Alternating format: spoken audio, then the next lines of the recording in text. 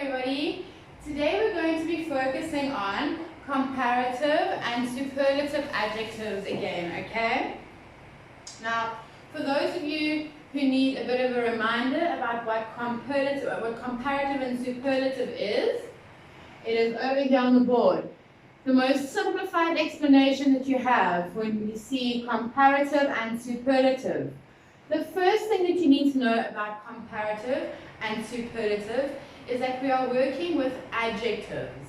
So there's no other part of speech that involves comparative and superlative. The base of our topic when it comes to comparative and superlative will always be an adjective. Okay, why do I say that? Because we are comparing, okay? Superlative is also related to comparing. So adjective would be, for example, big. The comparative would be bigger, and superlative would be biggest. So what we notice about a comparative is that we are comparing one thing with another. What we notice about a superlative is that we are comparing one thing with a group of things, okay? So often the comparative implies that we are comparing singular. Superlative implies that we are comparing plural, okay, more than one. Now, for today's homework, I'm going to take you through it step by step. There's also a little passage that I'm going to read to you. It's based on comparatives and superlatives. It is a comprehension. Now, we've covered comprehension before, so we know how to do a comprehension. But I'm going to read the comprehension story to you, and we're going to go through one or two of the questions. Okay, firstly, let's have a look at the board. And we're going to fill in the blank spaces, and we're also going to decide whether these statements or sentences are in the comparative or superlative form. So let's look at the first one. We have America, blank space, large than France. Okay. So if we look at our little clue over here in our cloud box, what do you think this sentence should change to? Is larger. Okay. So, question. Do you think that we are working with comparative or superlative in this first sentence? If you have said comparative, then you are correct. Let's move on to the next one. Do you think she is old as I am? So this is quite a simple one because we're only missing one word. Okay? Our adjective is old. Alright? Do you think she is old as I am? Now, we could say as old, or no, yeah, we can say earlier. There's only one correct answer. Do you think she is as old? And we are working with a comparative adjective. Okay, so C for comparative. The third one. I have, okay, adjective big, room in the house. So, if we put in there, I have bigger room in the house, do you think that sentence would make sense?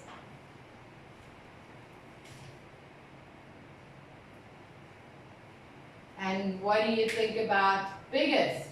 I have the biggest room in the house. Let's use biggest.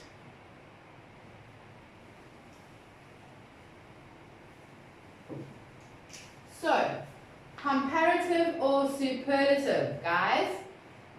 It is superlative. Why? Because we are comparing one room with a group of other rooms. Okay, plural, remember, superlative, comparing one to many others, comparative, comparing one to another. So, that one is superlative. The next sentence, the church is very old. It is the old in our town. So, which do you think would make sense? Older or oldest? The oldest.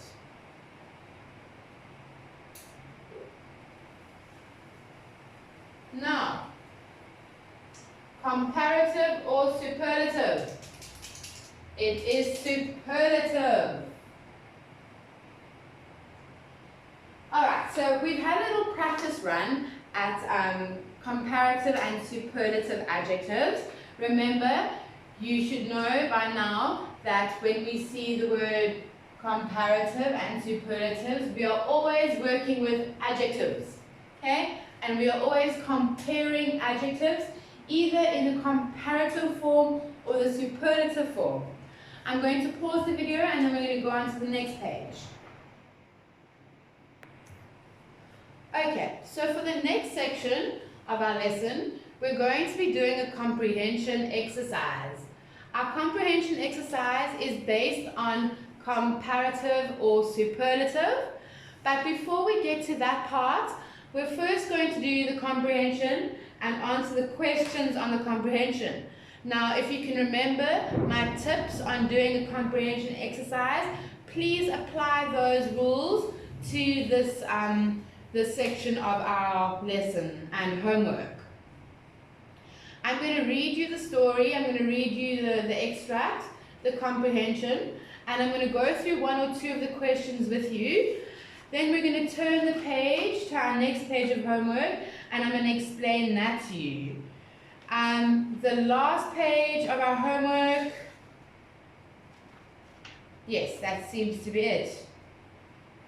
Okay, so let's start with our comprehension.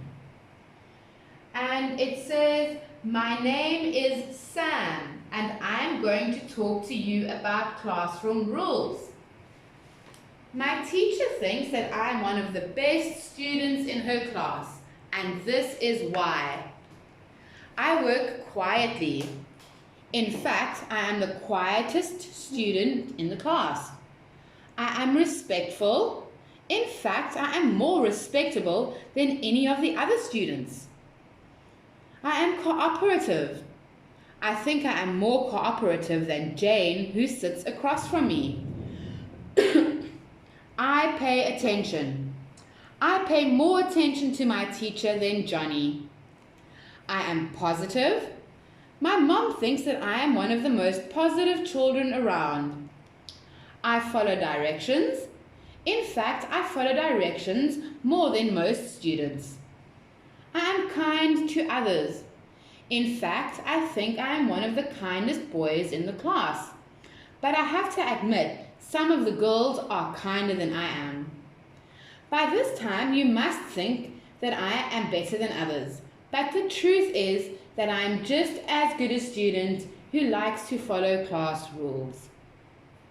Alright, so I'm going to read it again to you, but what we can tell from this comprehension is that it is all about Sam, and Sam is highlighting his positive attributes or characteristics. He's also using comparatives and superlatives to do this. Okay, so I'm going to read it to you again. My name is Sam, and I'm going to talk to you about classroom rules. My teacher thinks I'm one of the best students in her class, and this is why. I work quietly. In fact, I am the quietest student in the class. I am respectful.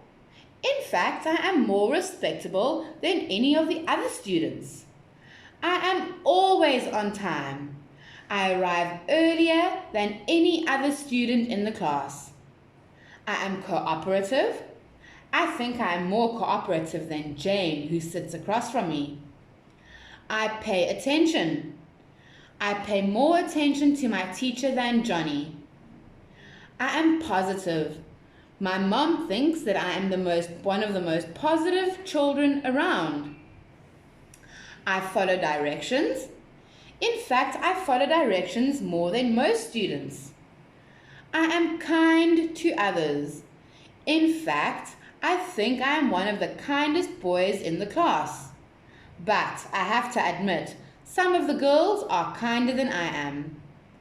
By this time, you must think that I am better than others. But the truth is that I am just a good student who likes to follow class rules.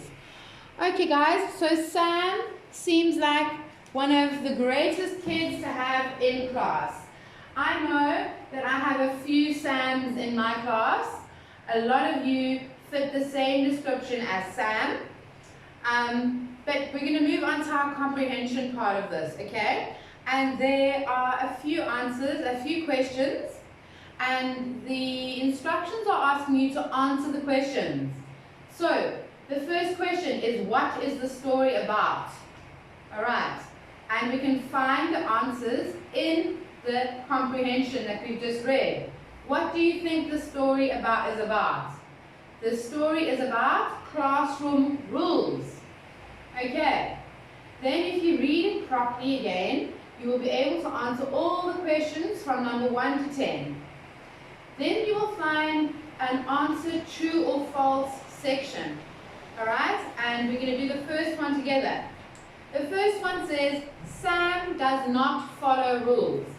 Now, by looking at our comprehension, having read it twice, do you think that statement is true or false? It is false because Sam does follow rules. Remember, his teacher thinks he's one of the best students in class.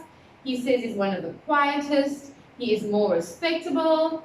He arrives early and is cooperative. He has all these positive characteristics.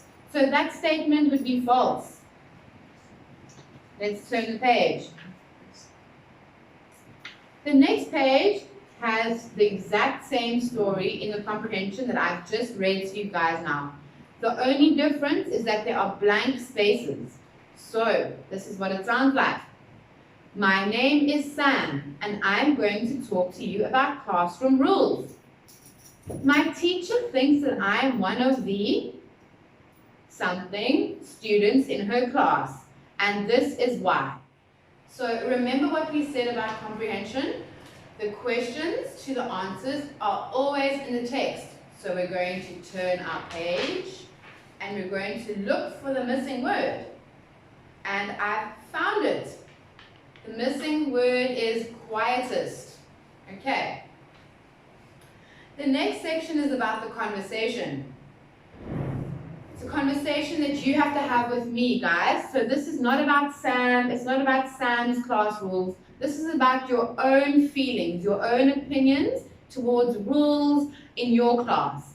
And there are 1, 2, 3, 4, 5, 6, 7. You need to answer these 7 questions. That block that says conversation, you're going to write down the answers to your questions. I want to know how you feel about your class and the rules in your class. Okay. The next section is also a writing exercise, okay, and it's asking you to write a short comparison between the rules in your class and the rules at home. So, it can look like this. That's your paper. Rules, because that's what it's about. And then you can write home versus class. And you can list the rules you have at home, list the rules you have at class, and then write a short report or summary on your feelings about rules at home and in class. Okay.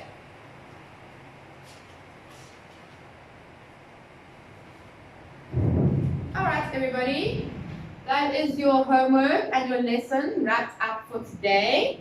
Enjoy the homework. I know it's a lot of writing, but do your best and it'll be good enough. See you guys next week.